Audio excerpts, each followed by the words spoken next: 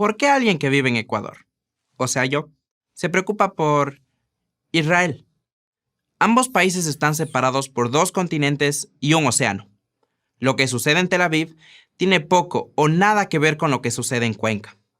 Excepto por algo. Siempre busco saber la verdad de las cosas. Y detesto las mentiras. Y hay más mentiras sobre Israel que de cualquier otro lugar en el mundo.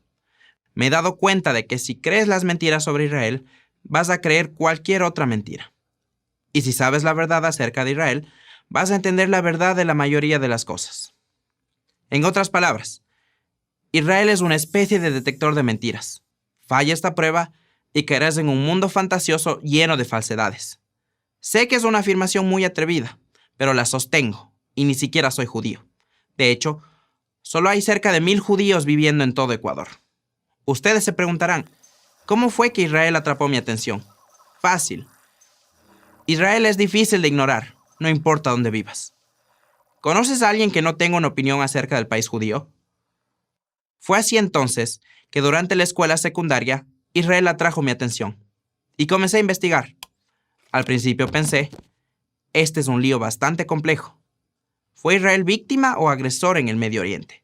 ¿Fueron opresores con las minorías o fueron bastión de derechos civiles? ¿Fue colonizador de tierras palestinas o tuvo un reclamo legítimo de esas tierras? ¿Por qué las Naciones Unidas aprobaron resolución tras resolución condenando a Israel, pero no dijeron nada acerca de Siria o Corea del Norte? ¿Por qué esos países vecinos prometieron destruirlo por completo? Toda esta atención fijada en un país al que tienes que entrecerrar los ojos para poder ubicarlo en un mapa. Un país que es 1/10 del tamaño que el mío y con la mitad de la población.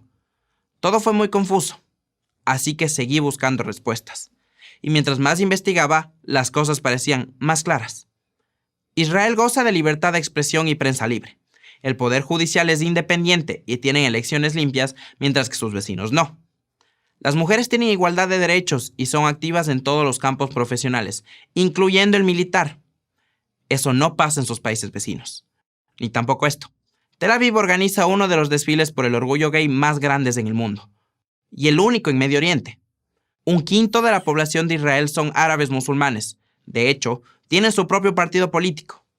Los templos de todas las religiones están completamente protegidos dentro del territorio israelí, lo cual no sucede con los países vecinos. Investigar me llevó a encontrar incluso más revelaciones. Israel ha ofrecido repetidamente a los palestinos tener su propio estado y cada vez estos intentos fueron rechazados. ¿Por qué? Por una simple razón. Los palestinos nunca han aceptado que Israel tenga el derecho de existir como un país judío. Y el muro que Israel construyó para separarse de los palestinos, ese muro que casi todo el mundo condena, la única razón de que los israelíes lo construyeron fue para detener las continuas bombas humanas que ingresaban al país. Y funcionó. Las bombas suicidas pararon.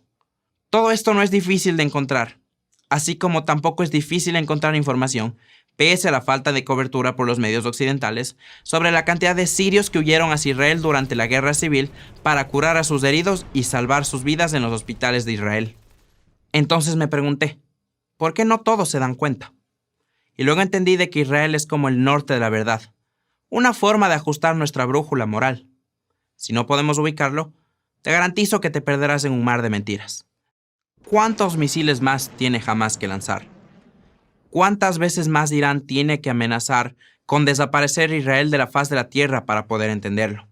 Sí, la vida es complicada. A mi corta edad he aprendido de que hay ciertas áreas grises o nubladas, pero ciertas cosas son blancas o negras. Simplemente es así. Encuentro difícil de creer por qué alguien que valora la libertad y la democracia no le desearía el bien a Israel, y por qué no estaría dispuesto a ponerse de su lado cuando es amenazado.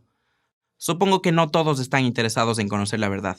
Bueno, yo sí, y por eso Israel significa tanto para mí, incluso desde Ecuador. Yo soy Sebastián Ceballos, para Prager University.